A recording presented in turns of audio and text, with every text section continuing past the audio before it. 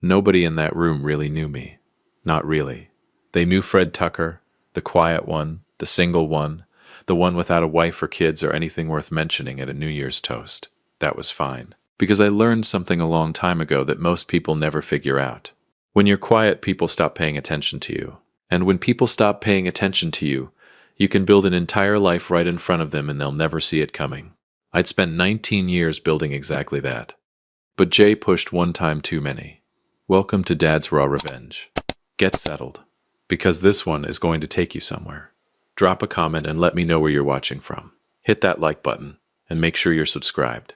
Trust me, you're going to love it here. Now, let's get into it. December 31st, Portland, Oregon. We decided to celebrate New Year's Eve at my Aunt Beverly's place.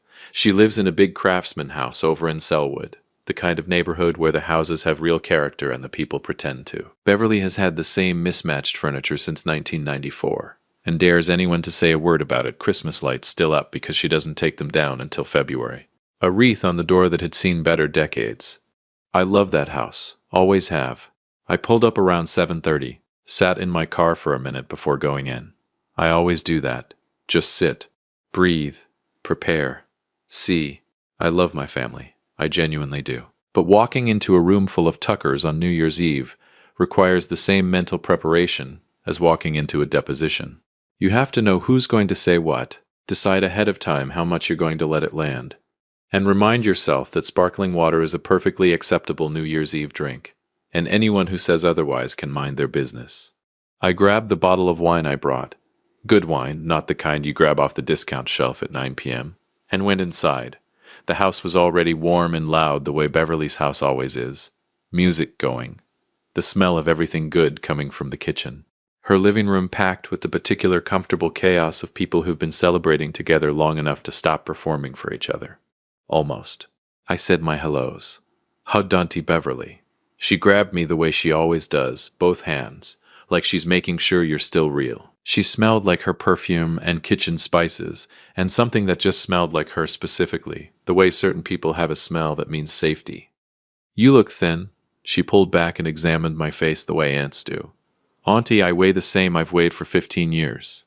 You look thin. She said it again like I hadn't spoken. Pressed a plate of something into my hand before I could argue. That's Beverly. The conversation is a formality.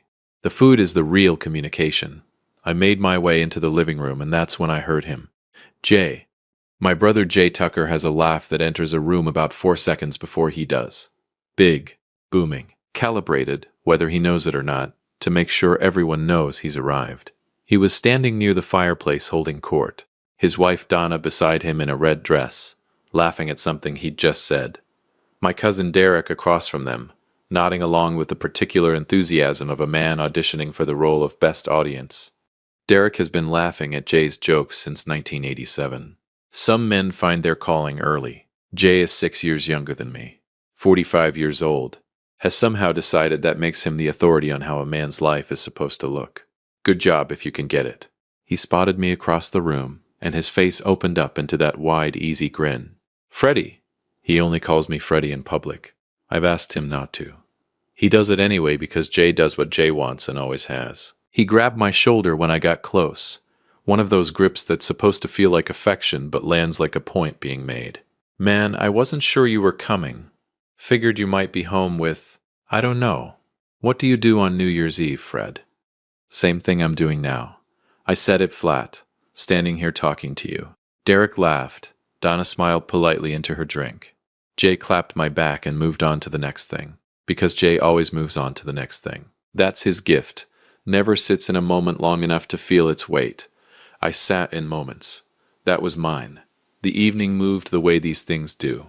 Food passed around. Drinks refilled. Beverly held the room the way she always has, laughing loud, pulling people into conversations, making sure nobody stood alone too long. I've always loved her for that. I was actually having a good time. I should have left at 10. 11:50. Beverly started gathering everyone for the countdown toast. Glasses got filled. The TV volume went up. That hush fell over the room. That specific New Year's hush where everyone gets quiet at the same time, without anyone asking them to. Beverly raised her glass first. Said something beautiful about family and new beginnings, and the grace of getting to do this one more year together.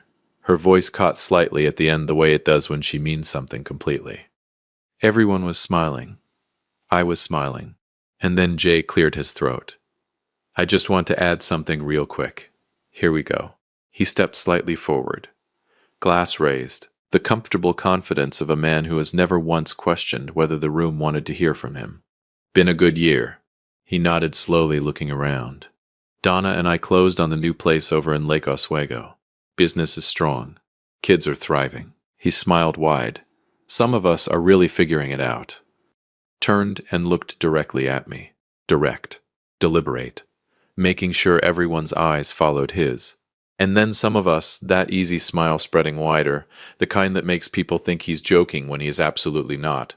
Some of us are 51 years old. No wife. No kids. Still driving that same beat-up car. Nothing really to show for 5 decades on this earth. But hey, at least you showed up right. Must be tough. He paused. Let it breathe. Looked around the room like he was inviting everyone to agree with him. I mean, we keep waiting for Fred to figure it out. Right? A small laugh. Donna shifted beside him. Derek looked at the floor. But hey. Jay raised his glass in my direction like a toast. Like a joke. Like I was the punchline he'd been building toward all night. I'm glad you showed up. The room went completely silent. Not the good kind. I felt it before I processed it. That particular silence that falls when something has gone too far, and everyone in the room knows it and nobody moves. Beverly's smile didn't falter, but her eyes cut straight to me, sharp and worried and sorry all at once. Donna looked down at her glass. Derek laughed, just once, quickly, then stopped when nobody joined him.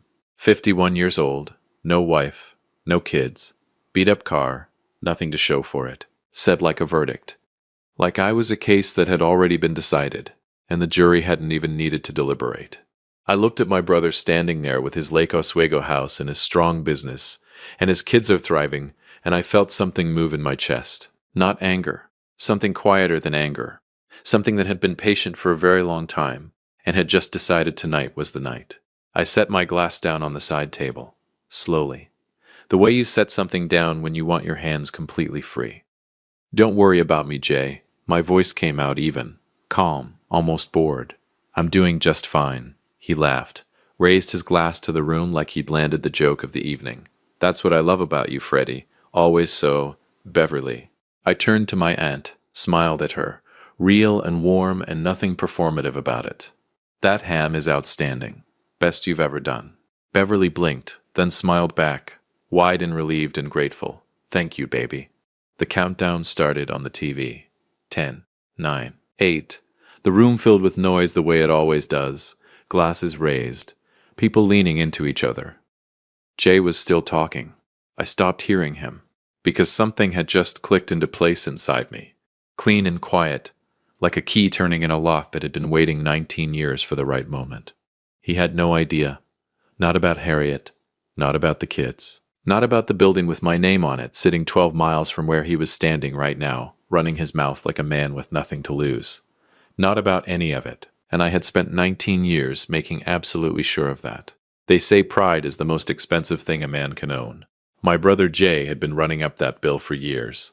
January 3rd was the day it finally came due. January 3rd. 3 days into the new year, and Portland was doing what Portland does in winter. Gray sky sitting low over everything. Rain coming down in that quiet, persistent way that doesn't dramatic about it, just steady and patient, like it has nowhere else to be. I was at my desk by 7:15. Coffee from the place on Southeast Hawthorne that I've been going to for 11 years. Carla behind the counter already had it waiting when I walked in, because that's what 11 years gets you. A medium dark roast, and a woman who remembers your order without being asked. Small things. I've always been a man who notices small things. The office was quiet at that hour, just the way I like it. Our building sits on the edge of the Pearl District, 12 floors northwest facing.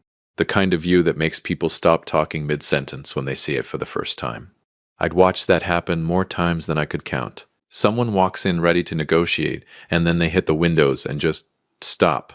Real estate is 70% psychology. The other 30% is knowing which 30% matters. I had 3 calls scheduled for the morning, a development meeting at 11, and somewhere in the back of my mind, quiet and unhurried. The memory of Jay's face on New Year's Eve. I let it sit there, didn't push it away, didn't dwell on it either. Just let it be what it was. My phone rang at 9:47. I looked at the screen. Jay. I set my coffee down. I let it ring twice. Not because I was being dramatic. I genuinely needed those 2 seconds to decide what version of myself was going to answer. The brother. The businessman. The man who had been quietly holding Jay Tucker's life together since 2009. I answered on the third ring. Jay.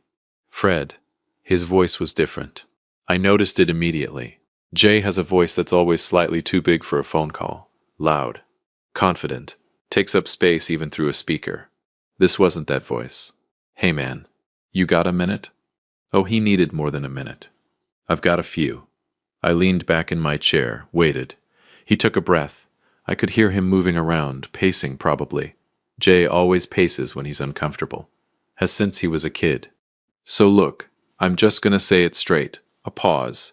The Terran contract fell through. I didn't say anything. Completely fell through Fred. The developer pulled out Thursday night. No warning, just done. Another breath. I've got vendors expecting payment next week. I've got 2 guys on payroll I'm working on it, but it's... He stopped. Started again. It's bad, man. I knew about the Terran contract. I knew more about Jay's business than Jay probably realized. The silence stretched between us like taffy. Fred, you still there? I'm here. Okay, so Look, I wouldn't call if I had another option. You know that, right? I want you to know that. Sure, Jay. I know. I said it easy. No edge on it. How much? He told me the number. I didn't flinch. On the outside anyway, on the inside I was thinking about New Year's Eve. About the way he'd turned and looked directly at me in front of the whole family. About Beverly's worried eyes cutting across the room. Jay. Yeah. Come to my office tomorrow morning, 9 o'clock. A beat of silence. Your office. Something in his voice, confusion, maybe recalibration. Like he was updating a file in his head that hadn't been touched in a while. Yeah, okay. You're still over on. I'll text you the address. Okay. A pause. Then quieter, genuinely quieter, Fred. I appreciate it, ma'am. I mean it. I looked out at the Pearl District skyline, rain running down the glass in long, slow lines. 9 o'clock, Jay. Don't be late. He was late. 9:18 when the front desk called up to tell me my brother was in the lobby. Of course he was. I told them to send him up and swiveled my chair toward the door. I heard him before I saw him. Not his laugh this time. Just his footsteps. And then the elevator opened, and Jay Tucker walked out into the 14th floor reception area of Tucker & Associates Property Group, and just stopped. I watched it happen through the glass wall of my office. Watched him take in the space, the reception desk, the artwork, the view hitting him from across the room like a wall of cold water. Natalie at the front desk smiled and said something to him. He nodded slowly without really hearing her. There it is. I stood up, buttoned my jacket, walked out to meet him. Jay looked at me, really looked at me, in a way he hadn't in probably 20 years. Fred, he gestured vaguely at the space around him. How long have you? Come on back. I walked him past the open floor. For Jay it looked like walking through a room he'd been wrong about his entire life. Good. I opened the boardroom door and gestured him in. He walked through and then stopped so fast I almost ran into him. Because sitting at the head of that table, composed, elegant, a cup of tea in front of her, and a leather portfolio open beside it, was Harriet. The silence that followed was one of the most complete silences I have ever witnessed in my life. Jay didn't move, didn't speak.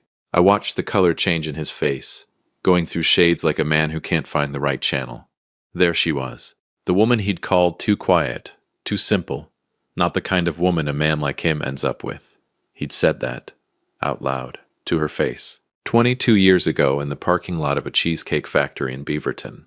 She'd told me that story on our second date, and I'd thought, this woman is going to change my life. I was right. Harriet looked up from her portfolio, met Jay's eyes, smiled the way she always smiles, warm and completely unrattled, like she'd been expecting him, like this was just another Tuesday. Jay. Her voice was calm as river water. It's been a long time. Jay turned to me, back to her, back to me. Fred, what how? He couldn't finish a sentence, just kept starting new ones and running out of road. I pulled out the chair across from Harriet and sat down, nodded at the seat beside him. "Sit down, Jay." He sat, slowly, like a man who'd forgotten how chairs worked. I opened the folder in front of me and slid a single photograph across the table. He looked down at it. Fred and Harriet on their wedding day. Spring in Portland, 2005. Cherry blossoms coming down like slow pink snow in Lad's edition. Harriet in ivory. Me in a charcoal suit that Harriet had picked out because she said I had no business choosing my own clothes for important occasions. She wasn't wrong. And then the second photo. Our 3 kids. Russell 14 now, already taller than me and deeply unimpressed by everything. Nora 11, sharp as a tack and has her mother's eyes. And little Davis 8 years old and built like a small freight train. Jay stared at those photos for a long time. I let him stare. Finally he looked up. His voice had gone somewhere small. 19 years. 19 years. I said it clean. No drama on it. Just a fact. And you never said anything. Not once. To anybody. Harriet spoke before I could. We didn't feel the need to announce our life to people who weren't paying attention to it. Lord, I love this woman. Jay looked at her. Something moving across his face that I hadn't seen before. Not embarrassment exactly. Deeper than that. The particular look of a man realizing that the story he'd been telling himself about other people's lives was never the true story. Harriet, he stopped, started again. I didn't know. I want you to know I know why you're here, and I'm going to help you. Because you're my brother, and that means something to me whether it means something to you or not. He exhaled. But first, I folded my hands on the table, looked at him steady. I needed you to sit in this room, in my building, across from my wife. I let that word land, wife, and understand exactly who you were talking to on New Year's Eve. The rain tapped against the 14th floor windows. Jay Tucker, loud, flashy, always the favorite Jay, sat across from me with nothing left to say. First time in 51 years. If you have been listening for a while, do us one quick favor. Subscribe. A lot of people watch without ever doing it, but it costs you nothing and it means everything to us. Hit the like button while you're at it, and drop your thoughts in the comment. Jay was still sitting across from me in that boardroom, looking like a man who'd walked into a building expecting a storage closet and found a cathedral instead. The photos were still on the table between us. Our wedding day. The kids. 19 years of a life he never bothered to ask about. I'd waited a long time for this moment. And now that it was here, I wasn't angry. I wasn't triumphant. I was just settled, like a house that had finally stopped shifting on its foundation. Harriet had her hands folded on her portfolio, patient, unbothered. The way she always is when something important is happening. She goes still like the eye of a storm and lets everything else move around her. Jay kept looking at the photos, then at me, then at Harriet, like he was trying to triangulate something that refused to line up. Finally he said, "How did you two even?" He gestured between us. "I mean, when did this?" 2 months after you ended things with her. I said it plain. We met at a fundraiser over in the Alberta Arts District. She spilled coffee on my jacket. I told her it was fine. She didn't believe me. I glanced at Harriet. She bought me a new jacket anyway. I liked that about her. I looked back at Jay. She does what she says she's going to do. Unlike some people at this table. Jay rubbed the back of his neck. That thing he's done since childhood when he's cornered and knows it but hasn't figured out his next move yet. "Fred, man," his voice dropped. "Why didn't you ever tell me? All these years, not once. Why?" I looked at him for a long moment. Calm, unbothered, the way a man looks at a question he's known the answer to for a very long time. Because I never felt the need to share my life with people who had already decided what my life was. I let that sit. Jay opened his mouth, closed it again. First time I had ever watched my brother have absolutely nothing to say. Harriet quietly set her cup down, let the silence breathe exactly as long as it needed to. Then Jay looked at her, something moving across his face that I hadn't seen there before. Not embarrassment exactly, something deeper than embarrassment.